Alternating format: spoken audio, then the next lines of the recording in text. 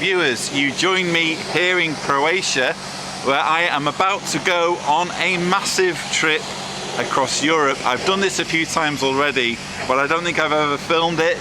So I want to take you guys along with me because this is actually a big deal for me. I'm going to England to get my book, the first few hundred copies of my book.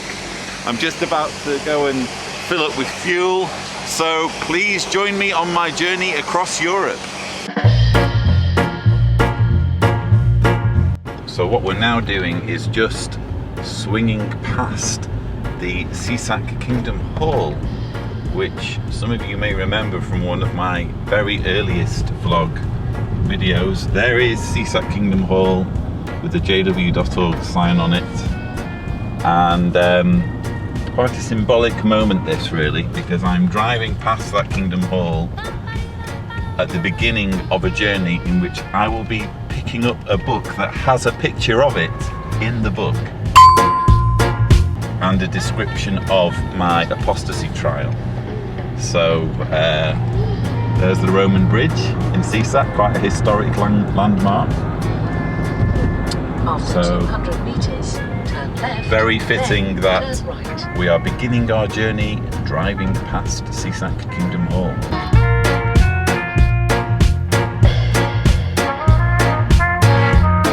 Cruise control, viewers. That's the future, I'm telling you. Well, it's not really the future, it's the past. Loads of Americans use cruise control. It means I can do this with my legs and sit like a frog. I love you.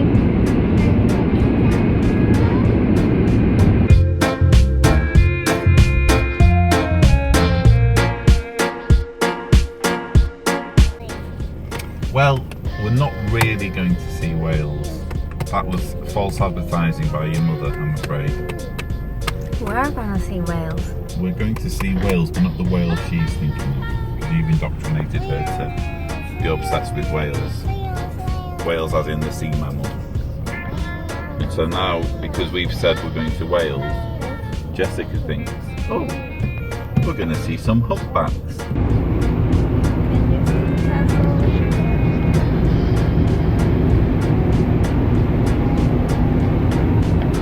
Apart from the fact that Slovenians insist on the vignette, and we've had some not very pleasant experiences in that regard, I do actually really enjoy driving in Slovenia. It's got some really nice countryside. It's a little bit like Switzerland on a smaller scale. Diana wants to say something about what I just said about Slovenia being a bit like Switzerland, don't you, dear? Well, I don't agree. I think you can't compare Switzerland to Slovenia. Okay, it's cleaner than Croatia and it's more like Austria than Croatia, but Switzerland is stretched too far. Yeah, I said on a smaller scale. There are elements of it that feel Microscopic a bit scale? Microscopic, okay.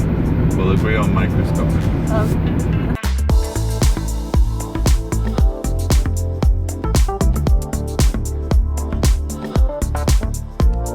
We found homes for Bessie's puppies. I think at least one went to Slovenia and one went to Switzerland. So our dog's genes, our dog's DNA have been very well distributed across Europe. Yeah. So it's not all that bad, Slovenia. This character behind us, the Alfa Romeo. He's actually quite well behaved in comparison to some drivers in Europe, but I can tell he wants to get past. Look at him now. How close he'll get. Sorry.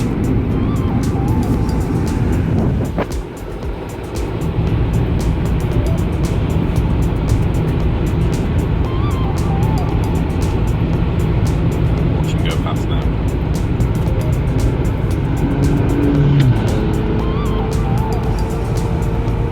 Madness.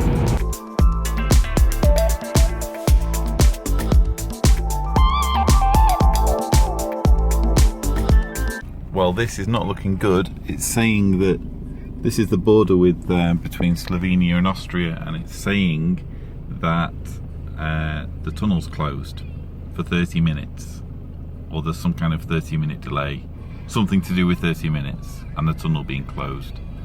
So I'm not sure how that's going to impact us.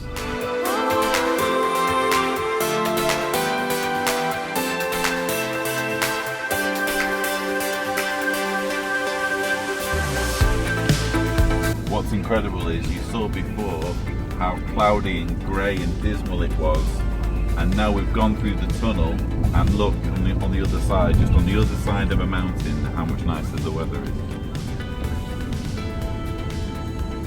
And we're in Austria. And there's Republic Österreich. I got What have you got, Jessica? Have you got Pandy? She got very dirty Paw Patrol. So I have the privilege of looking at Lloyd's printed book. This is a picture that I have asked the printers to email me. That the email has just come through while I'm on the road in Austria, and Diana is checking my email on my computer, and she can see the pictures. You guys can all see the pictures. I can't see them because I'm driving. How is that remotely fair? That's his book. I can't see what you're seeing. So frustrating. That looks pretty good. That looks really tight. Nice.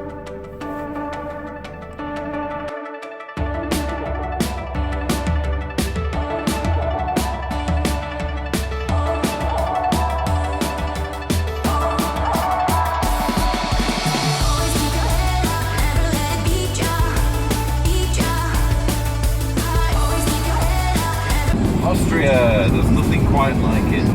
Look at that view.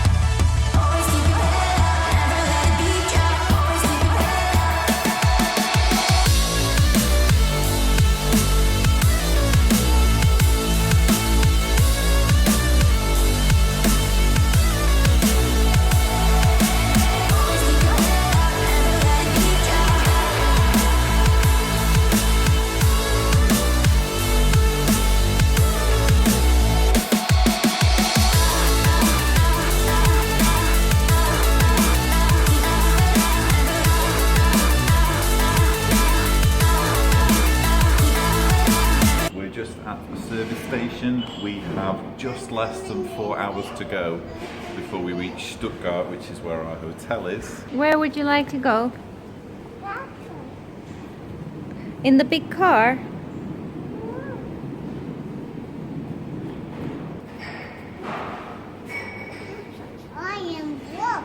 Giant blocks, yeah.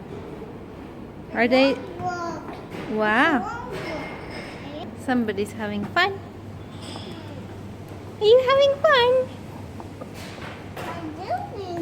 You're building. Well done, Jessica. Want to tell us where we are, Lloyd? Okay, so we've just finished our dinner, which was very nice, and had a toilet break and that kind of thing.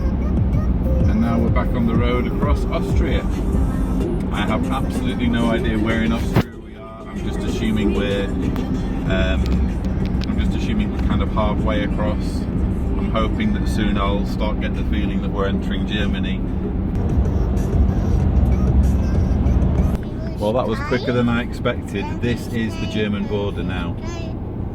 This is the mountain pass I was thinking of. So you've got on both sides truck stops and fuel stations and that kind of thing.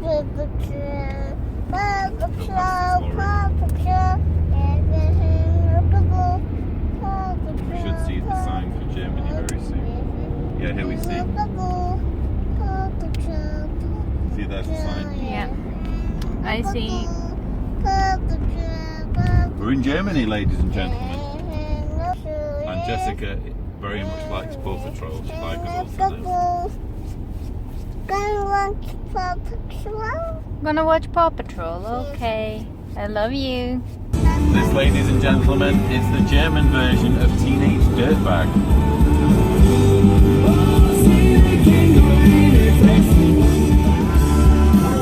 Because no trip across Germany is complete without a German rendition of Teenage Dirtbag.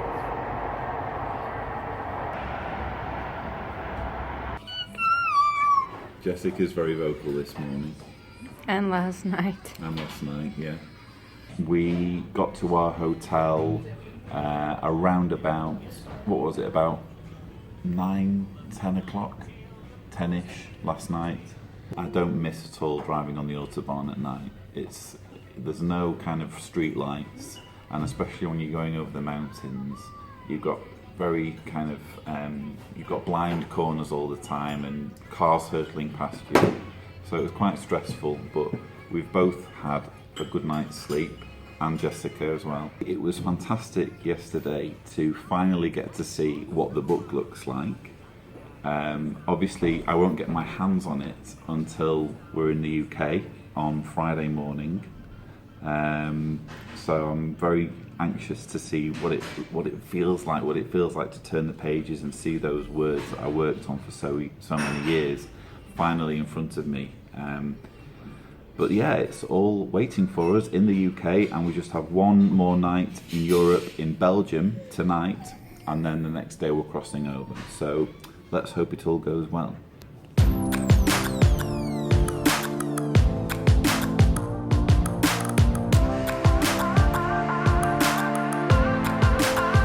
Still driving through Germany and going over a bridge somewhere, and it's very misty and foggy.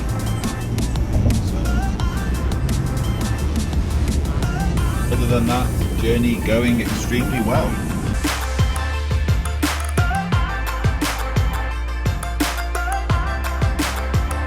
So now we are at Peppenhofen Services. We are just less than 3 hours away from my friend Patrick's house in Belgium, which is our next stop on the trip to England. There's the car. Deanna's just getting Jessica ready so that we can go and have some lunch, have a coffee, relax a little bit, put my legs up. But I have to say, this drive has been remarkably easy so far. Unnervingly so. There has to be something in store. Something's going to go wrong, I can feel it. But no, everything's going really well. Here we are in the services. Jessica's watching her Blippi with the Christmas tree. Say hello, Deanna. Hello. Are you enjoying your delicious fish and potatoes? Yep. So is Jessica. Say bye. Bye.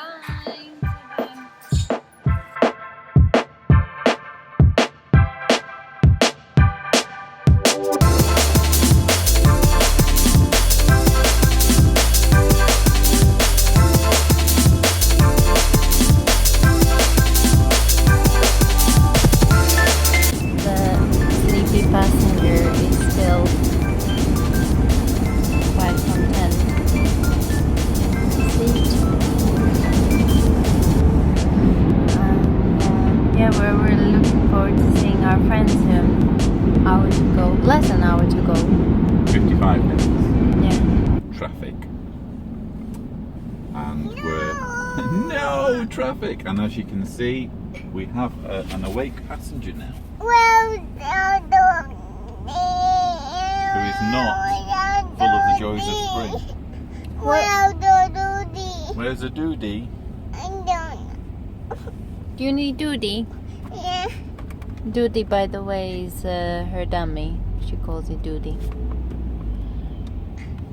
Well, we eventually made it to Belgium, and we are now at the home of our very good friend Patrick, and I'm just going to take you through and show you the gang that we've just had dinner with.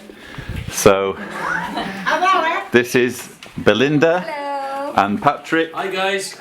And Glenn. Hello Lloyd. You're gonna say And Diana, I love you. Delina. Yeah. Happy and Omar, Ja. and Bjorn, and Yamin, Hello. and Priscilla. And over here we have the children. Well, not Diana, you're not a child. Well, kind of. But we have Amelie. How many months old is Amelie? 5. 5 months old. And obviously you all know Jessica, who's stuffing her face. Oh dear. And Amelie's mother is Oriana. Very proud mother, aren't you? And there's Matthias. De papa. And Phoebe. And the Christmas tree, which, if you read my book, you will find out I once had an affair with. So, so it's good to be with good friends in Belgium. And say goodbye, everyone. Bye.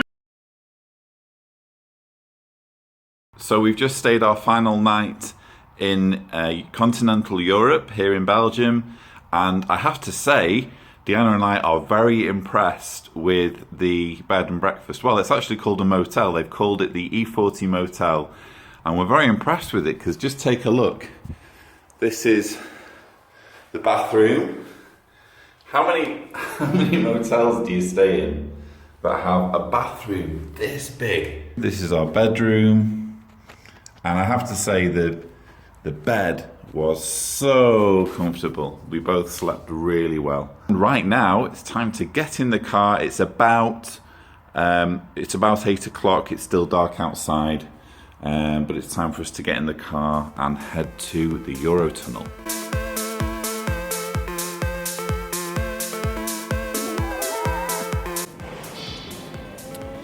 I don't think they know how to spell my name here in France, but it's great to have finally some Starbucks, because we don't have Starbucks in Croatia, and we're just now waiting in the terminal for the Eurotunnel to get on our train, which will take us to England, where my book awaits. Where's Mummy, Jessica? I don't know. You don't know?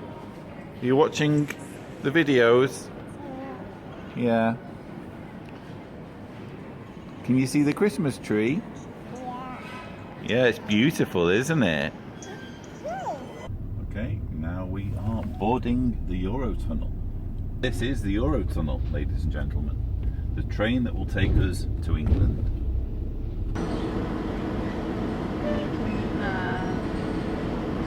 Here.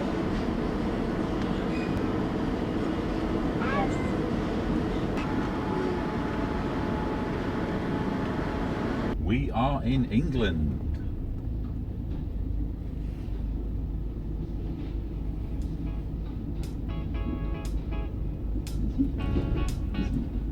Good to be back.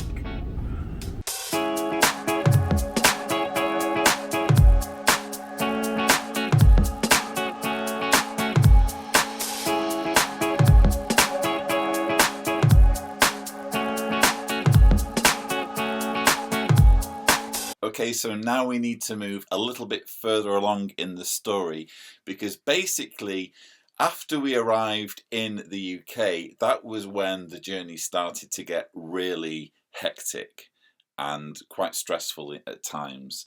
So what happened was, we arrived at our Airbnb accommodation. We'd arranged to stay at someone's house, but I hadn't realised when we were making the booking that it was a situation where we were essentially living in the house at the same time as the owners. I thought we would have the place to ourselves. So I'd arranged to have 370 copies of my book for the Indiegogo campaign delivered to the address where we were staying, assuming that it was just a case of receiving a few boxes, signing, and, you know, thanking the postman. I thought that was all that would be involved. So I didn't think it was really that big a deal to be using our Airbnb address. Oh, how wrong I was. Thankfully, when I explained it all to the owners, they were really, really nice, really lovely couple, and they put up with so much inconvenience so that we could receive the delivery of books.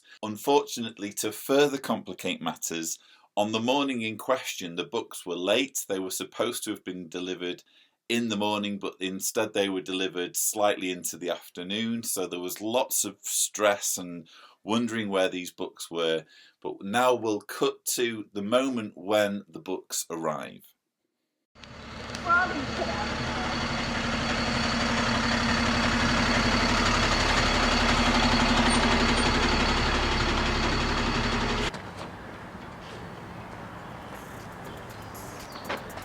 So Lloyd, tell us a little about what's about to happen here. We're going to try and squeeze 370 books into a car that are being delivered in a massive, massive truck.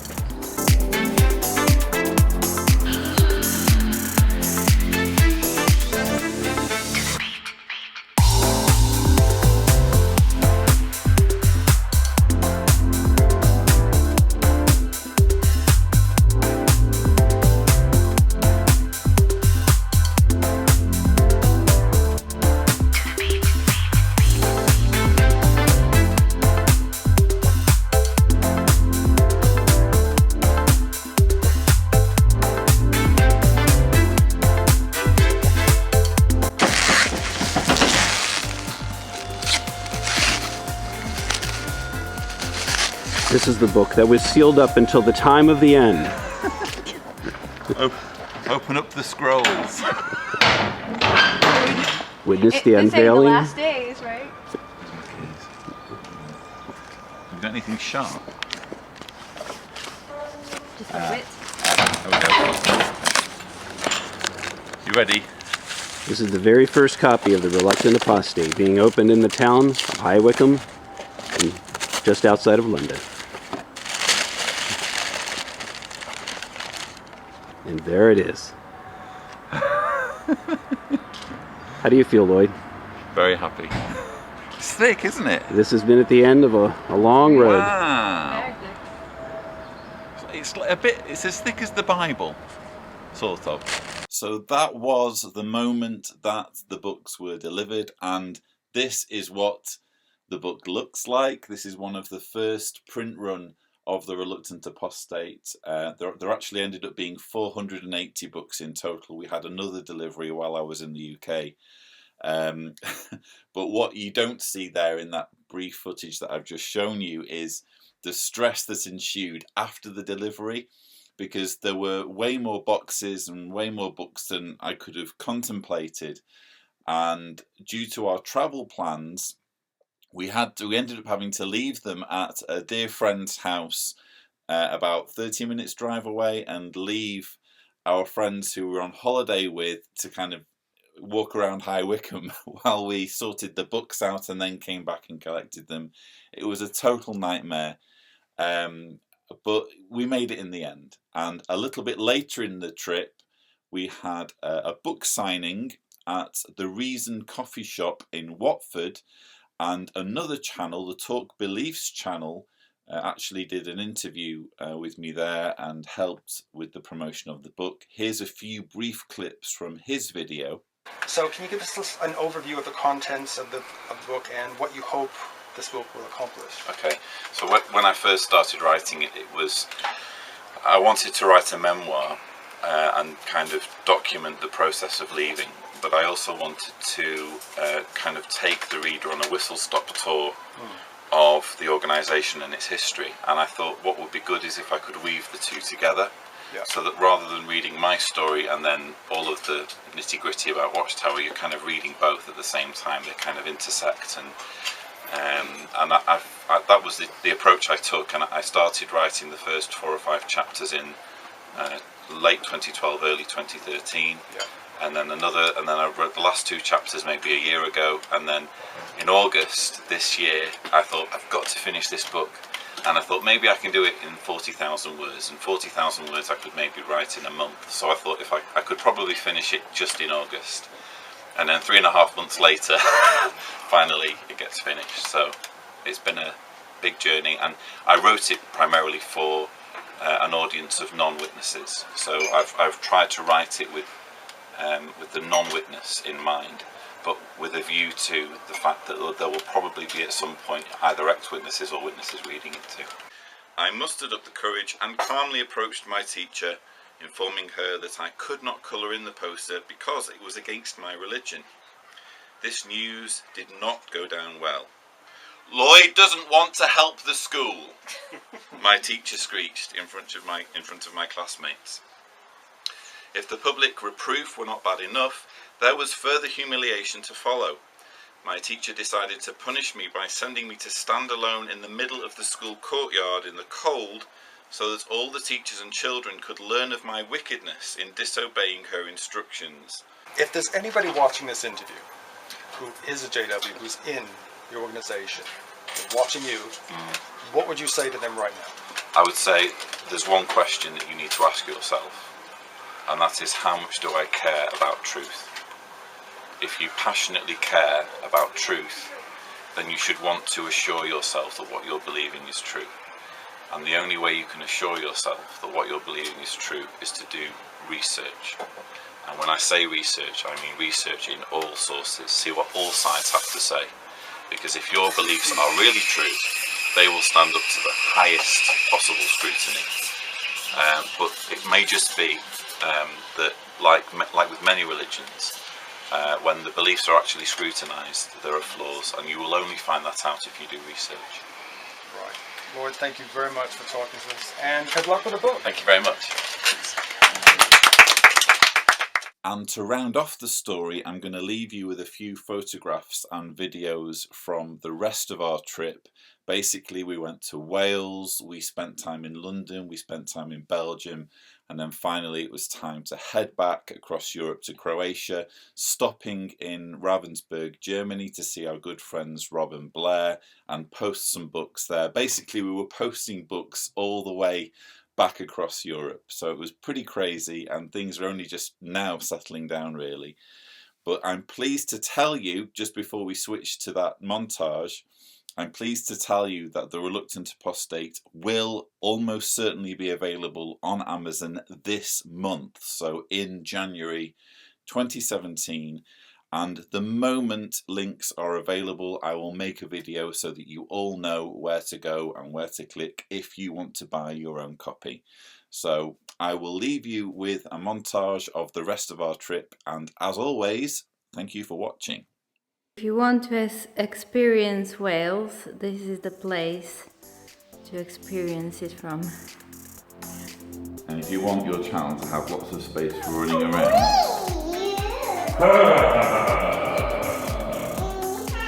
okay. Run! Run. You want